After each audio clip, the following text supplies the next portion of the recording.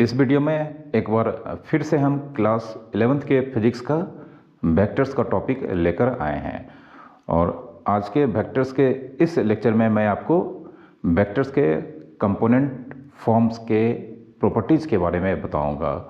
साथ ही साथ और भी कंपोनेंट फॉर्म से रिलेटेड बहुत सारे फैक्ट्स इस लेक्चर में आपको देखने को मिलेंगे। तो आई होप आप वीडियो को बिना स्किप करके शुरू से आखिरी तक देखेंगे और उसके बाद आप इस वीडियो के अंडर जो भी कॉन्सेप्ट्स और फैक्ट्स होंगे उसके आप नोट्स ज़रूर बनाएंगे। तो स्वागत है आप लोगों का हमारे YouTube के इस एजुकेशनल प्लेटफॉर्म पे और आइए शुरू करते हैं आज का एक और प्यारा सा लेक्चर। तो जैसा कि हमने आपको लास्ट लेक्चर में बताया था कि अगर मान लेते हैं एक पॉइंट है P जिसका कोऑर्डिनेट है x, y, z, तो इसका पोजीशन वेक्टर जिसे हम जानते हैं वेक्टर OP से रिप्रेजेंट करते हैं। अगर एक पॉइंट है P जो कि स्पेस में है, मतलब इसके 3 कोऑर्डिनेट्स हैं, तो इसके पोजीशन वेक्टर जिसे हम वेक्टर OP लिखते हैं और इसका कंपोनेंट फॉर्म होता है x i cap plus y j cap plus z k cap. ठीक है, तो यह किसी पॉइंट का पोजीशन वेक्टर्स का कंपोनेंट फॉर्म मैंने आपको बताया था। अब अगर किसी कार्टेशियन स्पेस में अगर 2 पॉइंट यहाँ पर आपको दिए जाएंगे, जैसे मान लेते हैं यहाँ पर A और यह B, यह पॉइंट A और पॉइंट B, ठीक है। तो इसे ज्वाइन करने पे अब हमें जो वेक्टर मिलेगा वो है या तो वेक्टर AB हो सकता है या वेक्टर BA हो सकता है, ठीक है। तो फिर यहाँ पर अब हम वेक्टर AB, ठीक है, इस वेक्टर AB का कंपोनेंट फॉर्म अब क्या होगा, जबकि यहाँ पर वेक्टर AB में इनिशियल पॉइंट A का कोऑर्डिनेट x1 y1 z1 दिया गया है और B का कोऑर्डिनेट x2 y2 z2 दिया गया है। यह y एक्सिस है, यह x एक्सिस है और यह z एक्सिस है, यह ओरिजिन है। तो अब हमें यहाँ पर इन दोनों पॉइंट से जो वेक्टर यहाँ पे डिटरमाइंड हो रहे हैं, वेक्टर AB या वेक्टर BA, और इस केस में A point and B point के कोऑर्डिनेट्स यहाँ पर दिए गए हैं। तो इस केस में इस वेक्टर का कंपोनेंट फॉर्म किस तरह से फाइंड करेंगे ये जानते हैं। तो सबसे पहले हम इन दोनों पॉइंट को ओरिजिन से जोड़ देते हैं, ज्वाइन कर देते हैं, ठीक है। ओरिजिन से ज्वाइन कर देते हैं। अब जानते हैं पॉइंट A का पोजीशन वेक्टर यह वेक्टर होगा जिसका इनिशियल पॉइंट O पर होगा, उसी तरह से पॉइंट B का पोजीशन वेक्टर यह वेक्टर होगा, ठीक है। तो अब हम देख सकते हैं यहाँ पर फिगर में ट्रायंगल लॉ अगर हम यहाँ पर अप्लाई करेंगे तो vector OA plus vector AB vector OB के इक्वल्स होगा। Triangle law of vector addition से इस ट्रायंगल OAB में, ठीक है, vector OA plus vector AB equals to vector OB होगा, ठीक है, वेक्टर OB होगा। कौन सा लॉ से? Triangle law of vector addition से। अब चूंकि हमें वेक्टर AB फाइंड करना है, तो AB फाइंड करना है तो हम यहाँ पर वेक्टर AB को यहाँ पर LHS में रहने देते हैं, इस OA वेक्टर को हम RHS में शिफ्ट करते हैं, OB माइनस OA, ठीक है। तो इस तरह से हमारे सामने एक फार्मूला यहाँ पर मिल गया कि अगर हमें वेक्टर AB निकालना है तो यहाँ पर टर्मिनल पॉइंट B है, इसका पोजीशन वेक्टर में हम इनिशियल पॉइंट के पोजीशन वेक्टर को सब्ट्रैक्ट करके इसे फाइंड कर सकते हैं, ठीक है। अब हम B का कोऑर्डिनेट हमें मालूम है x2 y2 z2, तो यहाँ पे OB वेक्टर का कंपोनेंट फॉर्म, वेक्टर OB का कंपोनेंट फॉर्म, जबकि B का कोऑर्डिनेट हमें मालूम है, तो यह हो जाएगा x2 i cap y2 j cap and z2 k cap. उसी तरह से यहाँ पर वेक्टर OA इसका कंपोनेंट फॉर्म हम आसानी से लिख सकते हैं क्योंकि हमारे पास वेक्टर OA का टर्मिनल पॉइंट A का कोऑर्डिनेट्स मालूम है और इसका कोऑर्डिनेट मतलब कंपोनेंट फॉर्म हो जाएगा यहाँ पर x1 i cap y1 j cap and z1 k cap. तो इस तरह से अब हम वेक्टर AB के कंपोनेंट फॉर्म के वैल्यू को आसानी से लिख सकते हैं। ठीक है, तो देयरफॉर यहाँ पर O B vector minus O ए, ओ बी का वैल्यू यहाँ पर x2 i cap plus y2 j cap plus z2 k cap, इसमें हम माइनस कर देंगे वेक्टर ओ ए का कंपोनेंट फॉर्म को, तो यहाँ पे x1 i cap plus y1 j cap plus z1 k cap. ठीक है, अब हम यहाँ पर जानते हैं, अगर इसे यहाँ पर ब्रेक करेंगे, इसे यहाँ लिखते हैं, तो यहाँ पे जानते हैं x2 i cap minus x1 i cap होगा। ठीक है, तो therefore vector O B minus vector O A, x2 i cap minus x1 i cap, x2 i cap minus x1 i cap plus फिर y2 j कैप, और bracket को यहाँ पर break करेंगे तो माइनस y1 j कैप, इसे हम दूसरे ब्रैकेट में रखते हैं y2 j cap minus y1 j cap, and after the तीसरा टर्म जो होगा z2 k cap minus z1 k cap. ठीक है, तो z2 k cap minus z1 k cap. ठीक है, अब इन दोनों से हम i कैप कॉमन ले सकते हैं, इन दोनों से j कैप कॉमन ले सकते हैं, और इन दोनों से k कैप कॉमन ले सकते हैं। और यहाँ पे vector O B minus O ए जो कि वेक्टर ए बी को रिप्रेजेंट कर रहा है, तो देयरफॉर यहाँ पर वेक्टर ए बी जो vector O B minus O ए के फॉर्म में होगा, और अल्टीमेटली यह हो जाएगा हमारा x2 minus x1 i cap y2 minus y1 j cap plus z2 minus z1 k cap. ठीक है, तो यह हम वेक्टर ए बी का हमने यहाँ पर कंपोनेंट फॉर्म निकालने का एक्सप्रेशन डिटरमाइन कर लिया है, जबकि वेक्टर ए बी में ए एंड बी के कोऑर्डिनेट्स दिए रहेंगे। ठीक है, अब इसका मैग्नीट्यूड क्या होगा, तो इसका मैग्नीट्यूड भी फाइंड कर लेते हैं। तो यहाँ पर ए बी जो कि वेक्टर ए बी के मैग्नीट्यूड को रिप्रेजेंट करता है, तो डिस्टेंस फार्मूला से ए एंड बी के बीच का डिस्टेंस x2 माइनस x1 का whole square plus y2 minus y1 का whole square plus z2 minus z1 का होल स्क्वायर का स्क्वायर रूट होगा। ठीक है, मीन्स x2 माइनस x1 का whole square, y2 minus y1 का whole square plus z2 minus z1 का whole square और इसका स्क्वायर रूट। ठीक है, डिस्टेंस फार्मूला से। और अगर यहाँ पर हम देखें गौर से, तो यह वेक्टर ए बी का मैग्नीट्यूड है x component x2 minus x1 का whole square plus y component y2 minus y1 का whole square plus z2 minus z1 जो कि z कंपोनेंट है इस वेक्टर ए बी का, इसका होल स्क्वायर का रूट। ठीक है, इसके इक्वल्स होगा। ठीक है, तो हमारे सामने अब किसी भी वेक्टर्स का कंपोनेंट फॉर्म को हम आसानी से लिख सकते हैं, जबकि उसके इनिशियल एंड टर्मिनल पॉइंट्स के कोऑर्डिनेट्स अगर हमें मालूम होंगे तब। ठीक है, तो एक दो एग्जांपल करते हैं, उसके बाद हम और यहाँ पर ढेर सारे प्रॉपर्टीज़ को यहाँ पर जानेंगे।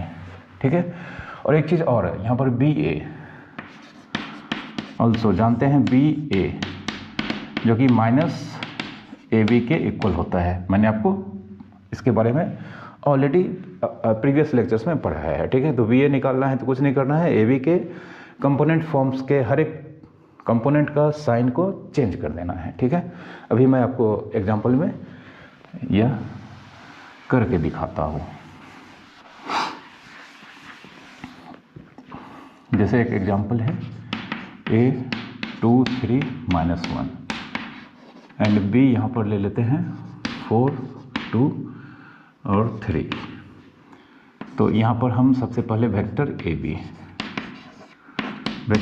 तो वेक्टर ए बी में यहाँ पर b का पोजीशन वेक्टर या b का कोऑर्डिनेट में a का करस्पॉन्डिंग कोऑर्डिनेट्स सब्ट्रैक्ट करके i j के लगा के इसे लिखना है।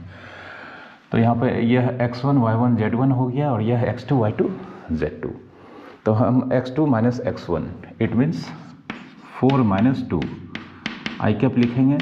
ठीक है, फिर y2 minus y1 it means 2 minus 3 J cap लिखेंगे और फिर z2 minus z1 means 3 minus 1 के कैप लिखेंगे।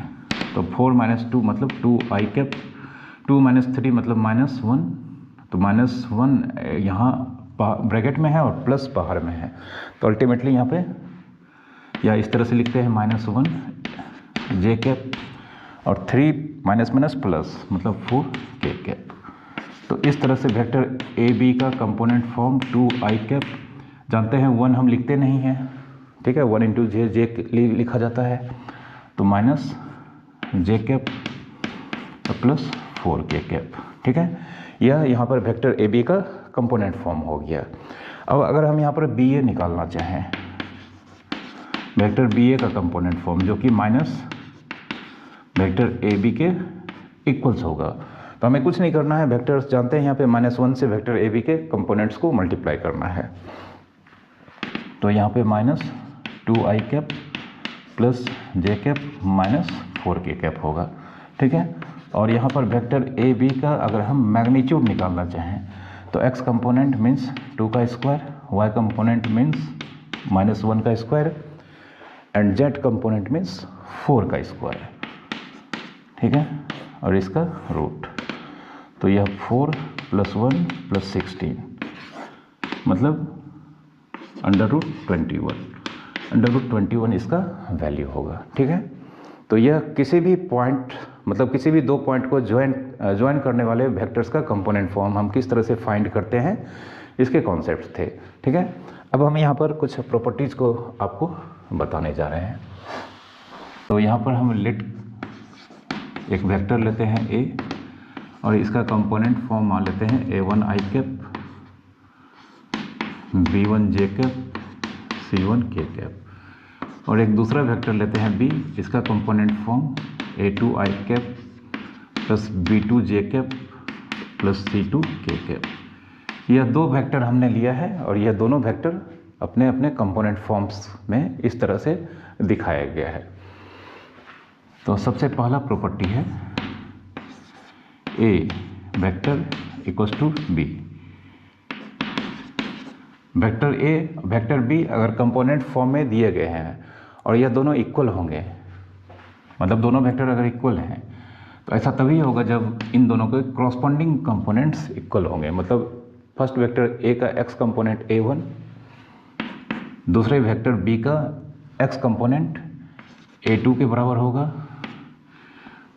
फिर b1 बराबर b2 एंड c1 बराबर c2। मतलब दो वेक्टर अगर कंपोनेंट फॉर्म में दिए गए हैं तो यह दोनों वेक्टर तभी इक्वल होंगे जब दोनों के क्रॉसपोंडिंग कंपोनेंट्स आपस में इक्वल होंगे, ठीक है। जैसे एक एग्जांपल हम ले लेते हैं, वेक्टर ए दिया गया है x - 1 × आई कैप -3 जे कैप प्लस z प्लस 6 के कैप, और वेक्टर बी दिया गया है -3 आई कैप प्लस 5 - 2 y जे कैप प्लस 7 के कैप, ठीक है। तो यहाँ पे यह दो वेक्टर अपने अपने कंपोनेंट फॉर्म में दिया गया है और अगर यहाँ पे हम लिखें a बराबर b, ठीक है, अगर यह दोनों वेक्टर a और b इक्वल हैं तो हम इसके क्रॉसपोंडिंग कंपोनेंट x - 1 -3 होगा, तो इससे हमें x का वैल्यू -3 + 1 मीन्स -2 मिलेगा। उसी तरह से 5 - 2y -3 के इक्वल होगा, 5 - 2y -3 के इक्वल होगा, इससे 5 + 3 = 2y, देयरफॉर y = 8/2 मीन्स 4 होगा, ठीक है। एंड z + 6 7 के इक्वल होगा, तो z + 6 जब 7 के इक्वल होगा तो z = 1 होगा। तो इस तरह से अगर दो वेक्टर्स इक्वल होंगे तो उसके क्रॉसपोंडिंग कंपोनेंट्स आपस में इक्वल होंगे और इस तरह से हमें जो भी यहाँ पर अननोन वेरिएबल्स यहाँ पर इन्वॉल्व हैं उसके वैल्यू आसानी से मिल सकते हैं, ठीक है। ये फर्स्ट प्रॉपर्टी था। अब दूसरा प्रॉपर्टी,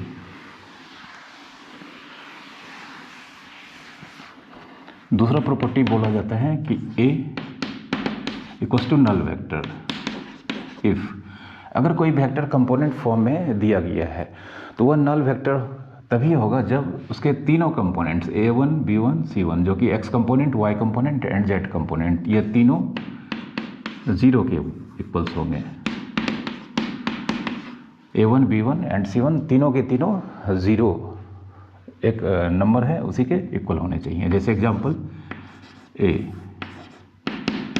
इक्वल्स टू मान लेते हैं 2x minus 3 i cap minus 4 minus 5y j cap plus z plus 9 k cap and if vector A null vector evaluate x y and z। Vector A component form में दिया गया है और यह vector null vector को represent कर रहा है, तो हमें यहाँ पर x y z के वैल्यूज फाइंड करने हैं। तो सिंस जानते हैं वेक्टर अगर नल वेक्टर को रिप्रेजेंट करता है और यह अगर कंपोनेंट फॉर्म में होता है तो इसके सारे कंपोनेंट्स मतलब x component, y component and z component 0 के इक्वल्स होते हैं। तो यहाँ पर हम लिख सकते हैं therefore x component 2x minus 3 0 के इक्वल्स होगा। यहाँ पे x इक्वल्स टू 3/2 होगा, ठीक है। उसी तरह से माइनस 4 माइनस 5y यह भी 0 के इक्वल होगा, तो 4 माइनस 5y 0। इस तरह से y equals to 4/5 and z plus 9 यह भी 0 होगा, तो इस तरह से z इक्वल्स टू -9, ठीक है। इस तरह के क्वेश्चंस आपके बोर्ड्स के एग्ज़ाम में आते हैं और कॉम्पिटिटिव एग्ज़ाम में भी पूछे जाते हैं।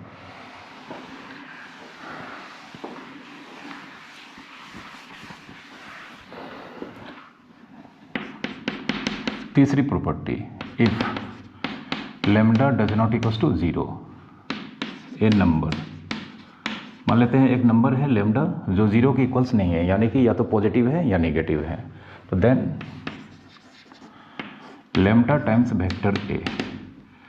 जब वेक्टर ए कंपोनेंट फॉर्म में दिया गया है और उसे हमें एक नॉन जीरो नंबर लैम्डा से मल्टीप्लाई करना है, तो इसके सारे कंपोनेंट्स लैम्डा टाइम्स हो जाएंगे। मतलब lambda A1 i cap, lambda B1 J cap, lambda C1 के कैप, ठीक है।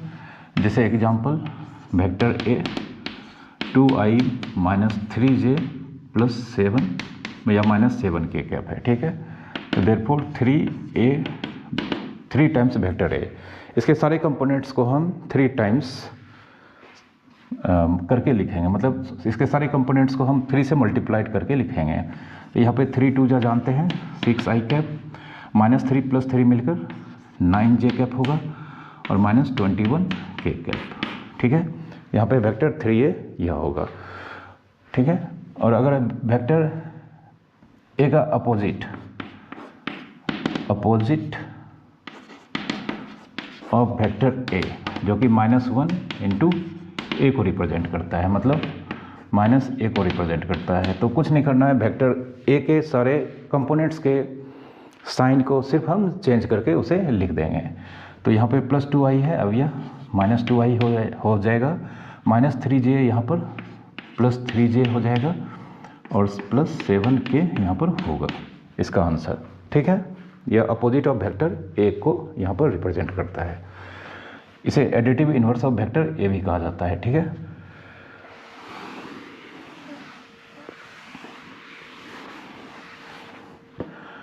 अब एक चीज़ हमने आपको पढ़ाया है कि अगर vector A, vector 2a, vector 3a, 1/2 vector a, -3/5 vector a, किसी भी वेक्टर को अगर हम एक नंबर से नॉन जीरो नंबर से मल्टीप्लाई करते हैं तो ओरिजिनल वेक्टर और वह वेक्टर या तो लाइक वेक्टर्स होगा या अनलाइक वेक्टर्स होगा या कॉलिनियर वेक्टर्स होगा। जैसे वेक्टर ए और वेक्टर 2a सेम डायरेक्शन में होंगे, मतलब कॉलिनियर वेक्टर होंगे। Vector A minus vector 3a, इन दोनों में डायरेक्शन अपोजिट हो गए एक दूसरे के, तो इन दोनों का हम कह सकते हैं यह अनलाइक वेक्टर हैं या एंटी पैरेलल वेक्टर्स हैं। Vector A half times vector ए, चूँकि पॉजिटिव नंबर से मल्टीप्लाई किया गया है, तो फिर से vector A and 1/2 times vector ए, यह दोनों लाइक वेक्टर्स होंगे, ठीक है। तो कहने का मतलब अगर हम वेक्टर्स को किसी नंबर से मल्टीप्लाई कर देते हैं तो ओरिजिनल वेक्टर और जो नंबर से मल्टीप्लाई करने पर जो वेक्टर ऑब्टेंड होता है वो वेक्टर आपस में कॉलिनियर वेक्टर होते हैं, ठीक है। तो these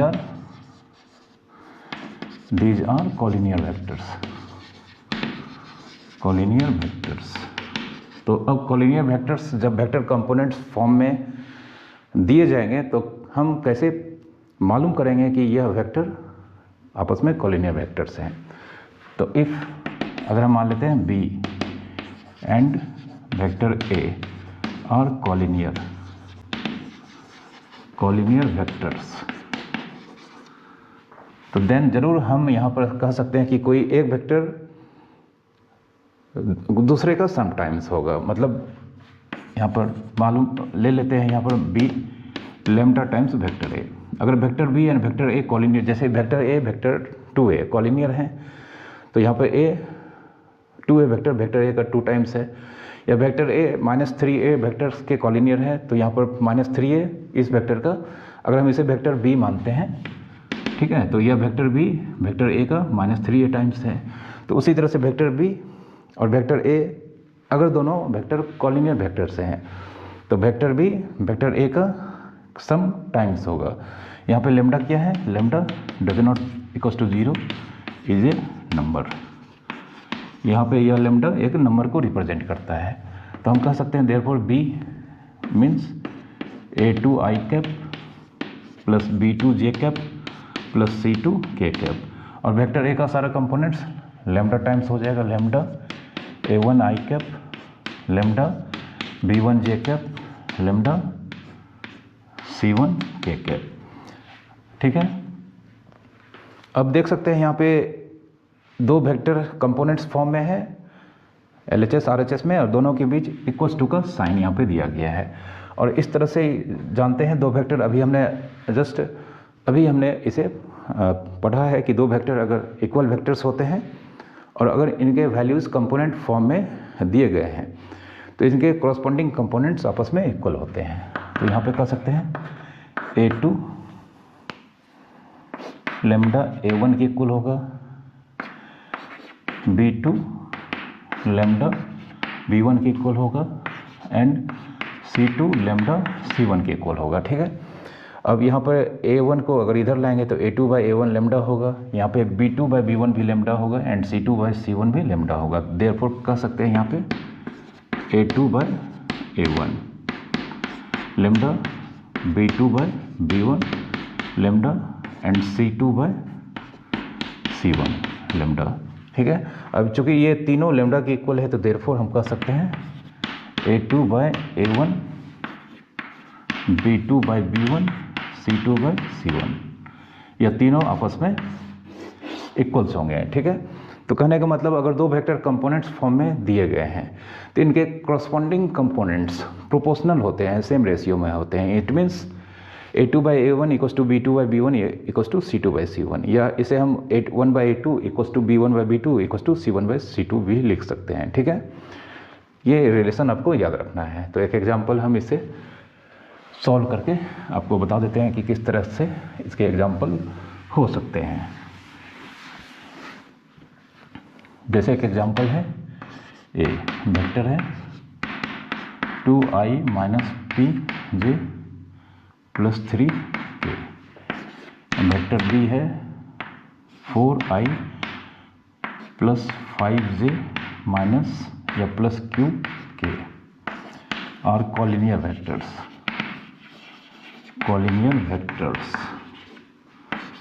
evaluate p and q।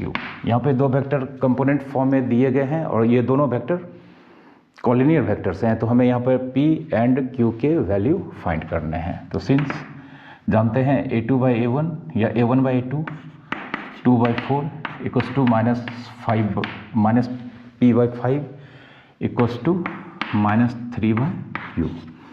अब माइनस p बाई 5 को 2 बाई 4 के इक्वेट करेंगे, minus p by 5 equals to 2 by 4 and minus 3 by q also equals to 2 by 4। तो यह यहाँ पे कैंसिल हो जाएगा, तो minus p equals to 5 by 2 लिख सकते हैं, और यहाँ पर q इक्वल्स टू 6। देयरफॉर अगर हम इस 5 को इधर ले जाएंगे तो यहाँ पे 1 है, तो p इक्वस टू, और माइनस साइन बाद में उधर ट्रांसफ़र कर देंगे तो p इक्वस टू -1/2 एंड q इक्वस टू यहाँ पे 2 3 जा -6, ठीक है। यहाँ पे p का वैल्यू -1/2 एंड q का वैल्यू -6 होगा, तभी जाकर यह दोनों वेक्टर कॉलिनियर वेक्टर्स हो पाएंगे। तो अब ये दोनों वेक्टर अगर कॉलिनियर वेक्टर्स हैं तो या तो इनके डायरेक्शन सेम होंगे या अपोजिट होंगे, ठीक है। तो अगर a1/a2 का रेशियो पॉजिटिव आता है तो दोनों के डायरेक्शन सेम होंगे, और अगर नेगेटिव आता है तो फिर यह अपोजिट डायरेक्शन में होंगे, ठीक है। अब vector a plus vector b, दो वेक्टर अगर कंपोनेंट फॉर्म में दिए गए हैं और इनके हमें वेक्टर सम या रिजल्टेंट फाइंड करना है, तो यहाँ पर सबसे पहले हम दोनों के x कंपोनेंट को ऐड करेंगे a1 प्लस a2 और इसके साथ i कैप लगाएंगे, फिर b1 plus b2 j cap लगाएंगे एंड फिर z कंपोनेंट्स का sum means c1 plus c2 k cap, और a minus b, vector a minus vector b, तो पहला वेक्टर का कंपोनेंट में दूसरा वेक्टर का करस्पॉन्डिंग कंपोनेंट को घटाकर यहाँ पे i j k लगाकर इसके कंपोनेंट फॉर्म को लिखेंगे। मीन्स a माइनस b है तो a का x कंपोनेंट a1 और b का x कंपोनेंट में इसमें घटाकर इसे i कैप लगाएंगे, फिर b1 minus b2 j cap and c1 minus c2 k cap, ठीक है। जैसे एक एग्जांपल ले लेते हैं, a 2i minus j plus k and b दिया गया है 3i minus 2j plus 3k, तो therefore a vector plus b vector 2 plus 3i cap, इसका a का y component -1 plus -2 j cap, फिर इसका 1 है इसका 3 है तो 1 प्लस 3 k कैप। तो इस तरह से यह 5i कैप होगा और -2 -1 -3 j कैप होगा और 3 प्लस 1 4 k कैप होगा। अब a vector minus b vector, तो यहाँ पर 2 -3 i कैप होगा, फिर -1 -2 j कैप होगा एंड 1 -3 k कैप होगा। तो 2 -3 -1 इंटू i मतलब -i कैप, फिर प्लस 2 -1 मतलब 1 j कैप, और 1 -3 मीन्स -2 k कैप। यह इसका आंसर होगा, ठीक है। अब यहाँ पर हम एक चीज़ और बता देते हैं आपको, जैसे कि हम जानते हैं वेक्टर a का मैग्नीट्यूड को हम a लिख सकते हैं, ठीक है, and unit vector in direction of vector a, in direction of vector a, vector a के मैग्नीट्यूड को सिर्फ a से रिप्रेजेंट किया जाता है, मैंने आपको यह पढ़ाया है, और साथ ही साथ unit vector in direction of vector a, इसे हम a कैप से रिप्रेजेंट करते हैं, ठीक है। अब जानते हैं कि अगर हम 2k कैप लिखें 2 टाइम्स k कैप, तो k कैप सिर्फ डायरेक्शन देता है और यह जो नंबर है यह इस वेक्टर का मैग्नीट्यूड देता है। मतलब अगर इस वेक्टर को हम वेक्टर b बोल दें और पूछे हैं यहाँ पर आपसे कि इस वेक्टर का मैग्नीट्यूड कितना है, तो आप कहेंगे 2 यूनिट, इसका डायरेक्शन किधर है, तो डायरेक्शन कैप हमेशा डायरेक्शन देता है, तो यहाँ पर हम इस वेक्टर का डायरेक्शन पॉजिटिव y एक्सिस के डायरेक्शन में होगा। c -3 पॉजिटिव z एक्सिस के डायरेक्शन में होगा, और c -3 j कैप। फिर से अगर हम आपसे पूछें इस वेक्टर का मैग्नीट्यूड कितना होगा, तो आप -3 जो नंबर मल्टीप्लाइड है इसका मॉडुलस 3 होगा, और इसका डायरेक्शन अगर हम आपसे पूछेंगे तो आप कहेंगे j, और यहाँ पे नेगेटिव है मतलब नेगेटिव y एक्सिस के डायरेक्शन में है। तो कैप हमेशा, कैप और साइन हमेशा वेक्टर के डायरेक्शन को रिप्रेजेंट करता है, ठीक है। तो अगर यहाँ पर 2a कैप लिखें 2a कैप c, तो 2a कैप मतलब इस वेक्टर का डायरेक्शन वेक्टर ए के डायरेक्शन में होगा, क्योंकि ए कैप वेक्टर ए के डायरेक्शन में यूनिट वेक्टर को रिप्रेजेंट करता है, और यूनिट वेक्टर हमेशा किसी वेक्टर के डायरेक्शंस के बारे में इंफॉर्मेशन देता है। तो यहाँ पे सी अगर 2 टाइम्स वेक्टर ए कैप है तो वेक्टर सी का डायरेक्शन वेक्टर ए के डायरेक्शन में होगा और इसका मैग्नीट्यूड 2 यूनिट होगा। उसी तरह से अगर हम d -5 ए कैप लिखेंगे तो वेक्टर डी का डायरेक्शन वेक्टर ए के अपोजिट डायरेक्शन में होगा और इसका मैग्नीट्यूड 5 होगा। ठीक है, इस तरह के फैक्ट्स मैंने आपको ऑलरेडी बता दिया है। तो अब यहाँ पे 9 वेक्टर ए को वेक्टर ए का मैग्नीट्यूड इंटू ए कैप लिख सकते हैं, क्योंकि यहाँ पे वेक्टर ए का मैग्नीट्यूड ए होगा और इसका डायरेक्शन मतलब जानते हैं ए कैप वेक्टर ए के डायरेक्शन में है, तो यहाँ पे इस वेक्टर का डायरेक्शन को ए कैप बता रहा है। ठीक है, तो ए, इस ए को हम इस तरह से लिख सकते हैं। अब जानते हैं यहाँ पे यह नंबर है, तो A vector by vector A का मैग्नीट्यूड, ए वेक्टर का magnitude into A cap by vector A का मैग्नीट्यूड, यह कैंसिल हो जाएगा। तो देयरफॉर हमारे पास A cap equals to vector A by vector A का magnitude, A cap equals to vector A by vector A का मैग्नीट्यूड। तो किसी भी वेक्टर के डायरेक्शन में किसी भी वेक्टर के डायरेक्शन में यूनिट वेक्टर निकालने का यह हमारे पास अब फॉर्मूला है। ठीक है, A cap vector A bye उस वेक्टर का मैग्नीट्यूड। एक एग्जांपल लेते हैं।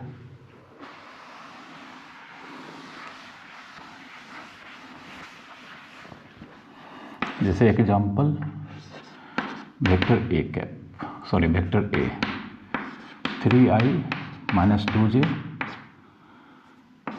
4k। तो ए का मैग्नीट्यूड हम निकालते हैं पहले 3 स्क्वायर - 2 स्क्वायर प्लस 4 स्क्वायर का स्क्वायर रूट, फिर 9 + 4 + 16, जो कि यहाँ पे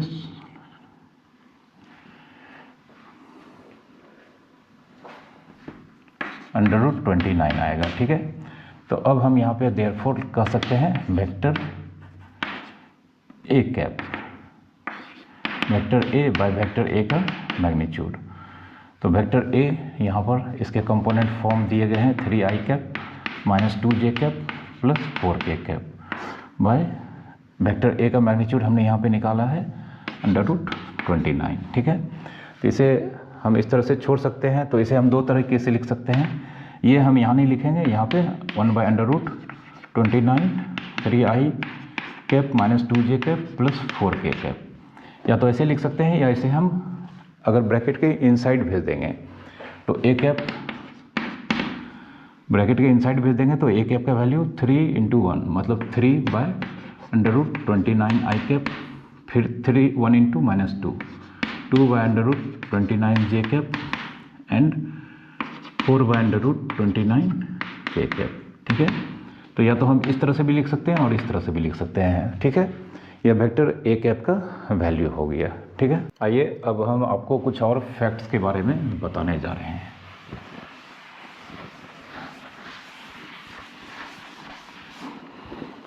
जैसा कि हमने आपको पहले पढ़ाया था कि अगर यह P एक पॉइंट है जिसका कोऑर्डिनेट x y z है, इसका पोजीशन वेक्टर हम लोग जानते हैं x i cap, y j cap and z k cap होगा, और इसे हम थोड़ा देर के लिए r मान लेते हैं।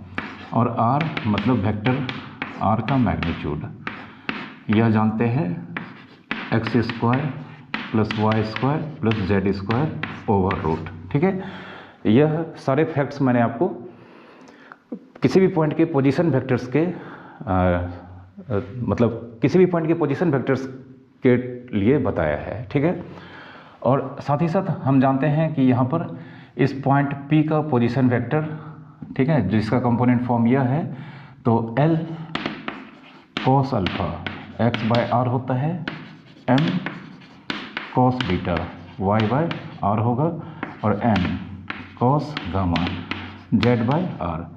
इसे हम लोग इस पोजीशन वेक्टर का direction cosines of vector r कहा जाता है। ठीक है, अब एक चीज़ और, यहाँ पर अगर हम इस पोजीशन वेक्टर का मतलब पोजीशन वेक्टर के डायरेक्शन में अगर हम यूनिट वेक्टर निकालेंगे तो हम जानते हैं as R cap vector R by vector R का मैग्नीट्यूड।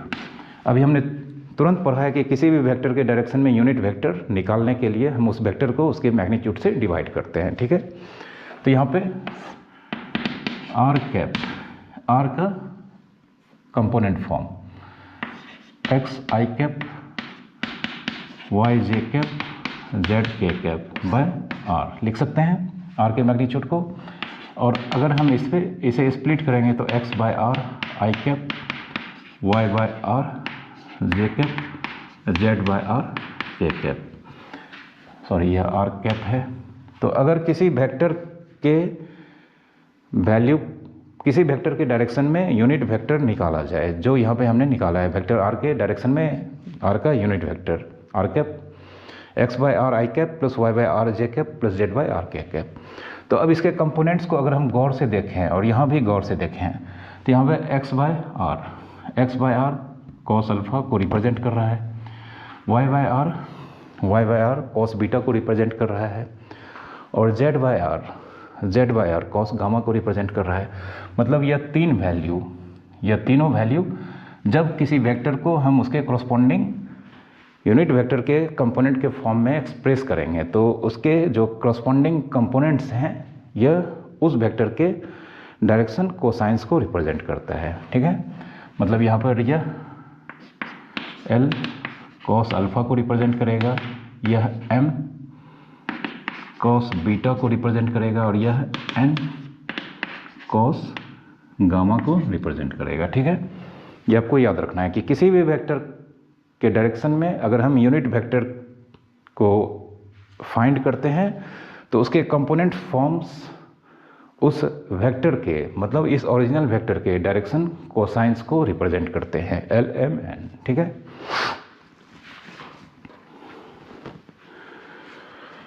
तो हम यहाँ पर यह भी कह सकते हैं therefore R cap cos alpha I cap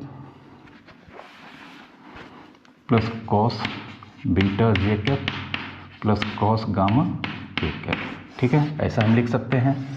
are cap को हम लोग यह भी लिख सकते हैं जहाँ पे cos alpha X by R है, cos beta Y by vector R का मैग्नीट्यूड है and cos gamma Z by R vector R का मैग्नीट्यूड, ठीक है। इस कॉन्सेप्ट्स को आपको अच्छे से याद रखना है, इसका बहुत ज़्यादा यूज होता है, ठीक है। अब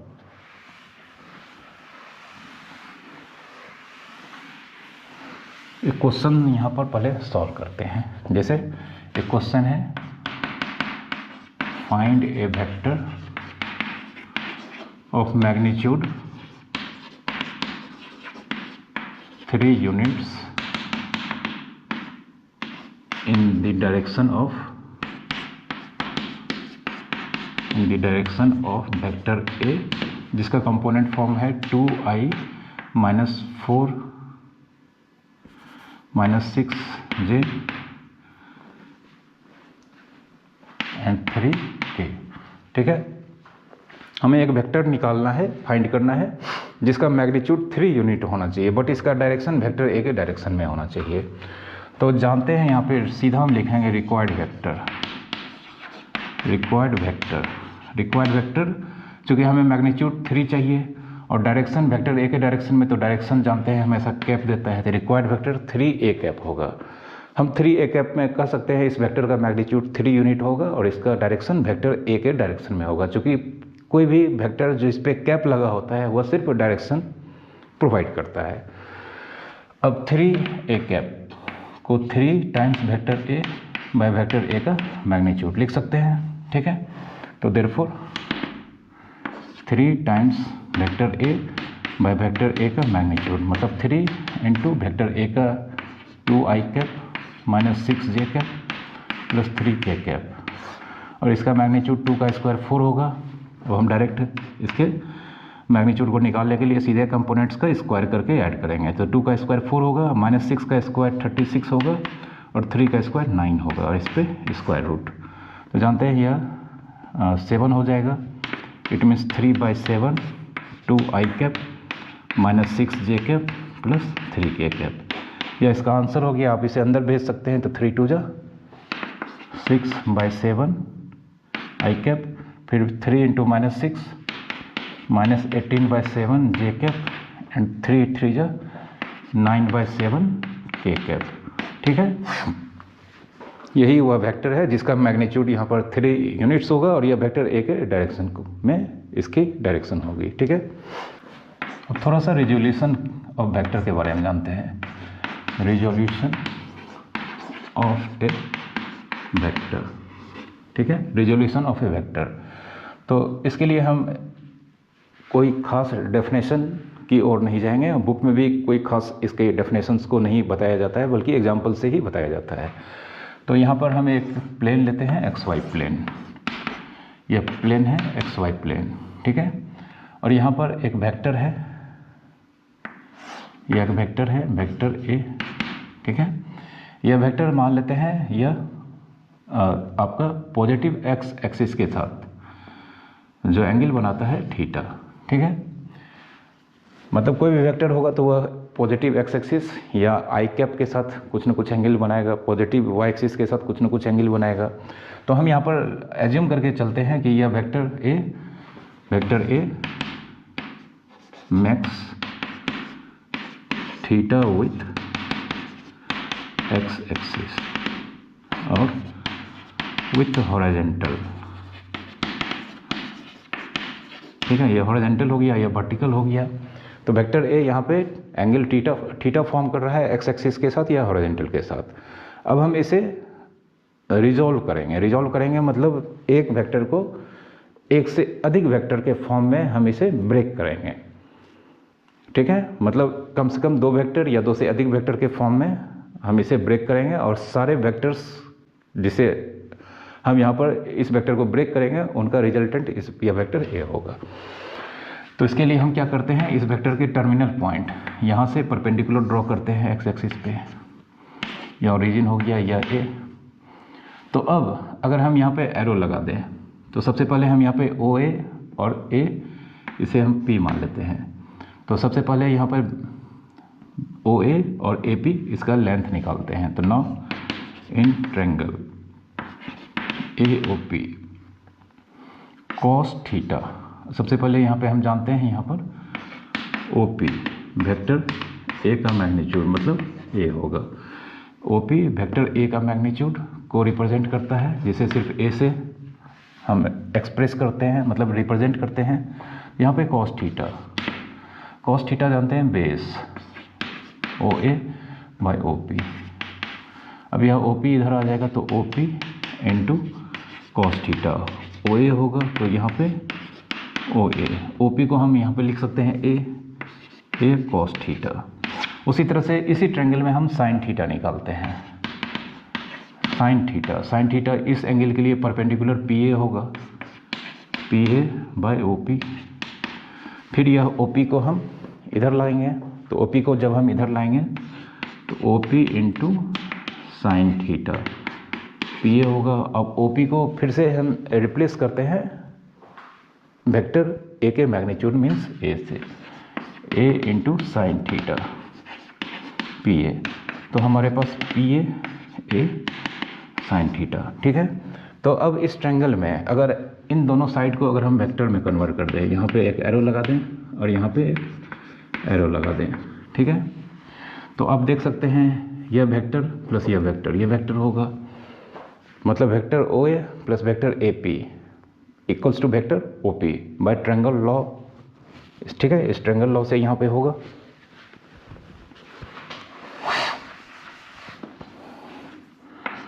तो in triangle A O P vector O A plus vector A P equals to vector O P, ठीक है। तो इस तरह से हम कह सकते हैं यहाँ पर vector O P equals to vector O A plus vector A P. तो वेक्टर ओ पी जो कि वेक्टर ए को रिप्रेजेंट करता है, तो ए, ठीक है। अब ओ ए वेक्टर जिसका मैग्नीट्यूड ओ ए है और इसका डायरेक्शन पॉजिटिव एक्स एक्सिस के डायरेक्शन में है, तो हम इसे लिख सकते हैं ओ ए का मैग्नीट्यूड इनटू आई कैप। उसी तरह से वेक्टर ए पी जिसका मैग्नीट्यूड ए पी है और इसका डायरेक्शन वाई एक्सिस के पॉजिटिव वाई एक्सिस के डायरेक्शन में है, तो इसे हम लिख सकते हैं A P into Y axis के डायरेक्शन की ओर है, तो यहाँ पर इस डायरेक्शन में जे कैप मतलब जे कैप इसके डायरेक्शन को बताएगा कि यह इसका मैग्नीट्यूड है और यह वाई एक्सिस के डायरेक्शन में है। यह ओ ए इसका मैग्नीट्यूड है और यह आई कैप मतलब एक्स एक्सिस के डायरेक्शन में है। ठीक है, अब ओ ए को हम यहाँ पर रिप्लेस कर सकते हैं ए कॉस थीटा आई कैप और ए पी को रिप्लेस कर सकते हैं ए इंटू साइन थीटा जे कैप। तो इस तरह से यह वेक्टर ए यह दो वेक्टर का रिजल्टेंट, यह वेक्टर ए यह दो वेक्टर के रिजल्टेंट के फॉर्म में यहाँ पर एक्सप्रेस किया गया है। तो हमने शुरू में ही आपको बताया था कि किसी वेक्टर को किसी वेक्टर का रिजोल्यूशन का मतलब होता है कि एक वेक्टर को रिजॉल्व करना। रिजॉल्व मीन्स उसे ब्रेक करना, दो या दो से अधिक वेक्टर के फॉर्म में रिजॉल्व मतलब ब्रेक कर देना, ताकि वो सारे वेक्टर्स के रिजल्टेंट गिवन वेक्टर होंगे। तो यहाँ पे हमने वेक्टर ए को इन दो वेक्टर में रिजॉल्व कर दिया है। यहाँ पर ए कॉस थीटा वेक्टर का हॉरिजॉन्टल कंपोनेंट कहलाता है, यह हॉरिजॉन्टल कंपोनेंट, इसे हम यहाँ पे लिखते हैं।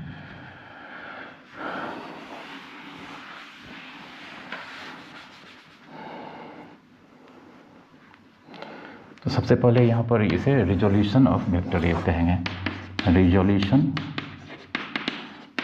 Of vector A. ठीक है, यहाँ पे ए कॉस थीटा मतलब यह जानते हैं वेक्टर का एक्स कंपोनेंट है या हॉरिजॉन्टल कंपोनेंट, और यह वेक्टर का वाई कंपोनेंट है या वर्टिकल कंपोनेंट। तो यहाँ पे ए कॉस थीटा जिसे ए एक्स लिखते हैं, इसे horizontal component, horizontal component of vector A. ठीक है, उसी तरह से ए साइन थीटा इस वेक्टर का वर्टिकल कंपोनेंट है, ए साइन थीटा इसे ए वाई लिखते हैं, इसे कहते हैं vertical component, vertical component of vector A. ठीक है, तो इसलिए हम अब इसे भी हम लिख सकते हैं इस तरह से। तो देयरफॉर यहाँ पर vector A X I cap plus A Y J cap. यहाँ पे A X A cos theta को रिप्रेजेंट करता है और A Y A sine theta को रिप्रेजेंट करता है, और यह इस वेक्टर का रिजोल्यूशन हो गया एक्स वाई प्लेन में। अगर यह वाई जेड प्लेन में होगा तो फिर यहाँ पे ए वाई और ए वाई जे कैप होगा और ए जेड के कैप होगा, ये आपको याद रखना है। ठीक है,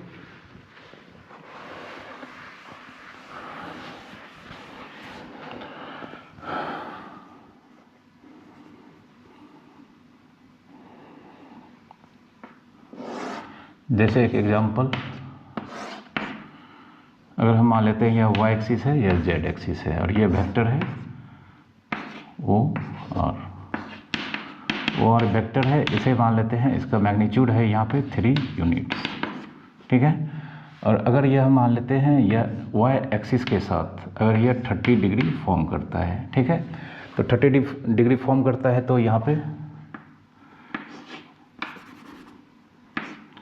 सबसे पहले ओ आर को हम ए मान लेते हैं, तो ए इक्वल्स टू ए इसका एक वाई कंपोनेंट होगा A Y J and A Z K होगा, A Y J plus A Z K होगा। अब ए वाई इसका हॉरिजॉन्टल कंपोनेंट है और यह वेक्टर खुद हॉरिजॉन्टल के साथ, यहाँ पे आप देख सकते हैं यह वेक्टर हॉरिजॉन्टल के साथ थीटा फॉर्म कर रहा है, तो ए X I cap plus A Y J cap. यहाँ पे A X A cos theta है और A Y A sine theta है, तो हम यहाँ पर ए वाई और ए जेड निकालते हैं। ए वाई यहाँ पे हो जाएगा ए कॉस थीटा, थीटा यहाँ पे 30 डिग्री है, तो ए का मैग्नीट्यूड यहाँ पर 3 है, 3 कॉस 30 डिग्री का वैल्यू √3/2, तो 3 √3/2 होगा, and A Z A sine 30 degree, ठीक है। ए जेड यहाँ पे ए साइन 30 डिग्री, चूँकि यह वर्टिकल कंपोनेंट है, ए का मैग्नीट्यूड फिर से यहाँ पे 3 है और साइन 30 डिग्री की वैल्यू 1/2 होता है, तो 3/2। तो देयरफॉर अब हम इसे लिखेंगे, देयरफॉर ए का रिजोल्यूशन फॉर्म, यानी कि ए का रिजॉल्व, ए को रिजॉल्व करेंगे एक vector horizontal component A Y, जिसका यहाँ पर मैग्नीट्यूड 3√3/2 और यह पॉजिटिव जेड एक्सिस के डायरेक्शन में है, इसलिए हम यहाँ पर जे कैप लगाएंगे। और ए जेड यहाँ पर 3/2 है और यह positive vertical component positive Z axis के डायरेक्शन में है, तो इसमें हम यहाँ पर के कैप लगाएंगे। ठीक है, यह वेक्टर ए यहाँ पर दो अलग अलग वेक्टर में हमने इसे रिजॉल्व कर दिया। ठीक है, तो आज के इस वीडियो को हम यहीं पर समाप्त करते हैं। उम्मीद करता हूँ कि आप सारे कॉन्सेप्ट्स एंड फैक्ट्स जो आज हमने आपको यहाँ पर बताया है, आप उसे बहुत ही अच्छी तरह से समझ पाए होंगे और आप इसके नोट्स ज़रूर बनाएंगे। और वीडियो अगर आपको पसंद आया हो तो प्लीज़ आप इसे ज़रूर लाइक करें, शेयर करें। साथ ही साथ अभी तक आपने अगर चैनल को सब्सक्राइब नहीं किया है तो प्लीज़ जाकर चैनल को सब्सक्राइब कर लें। Thank you very much for watching.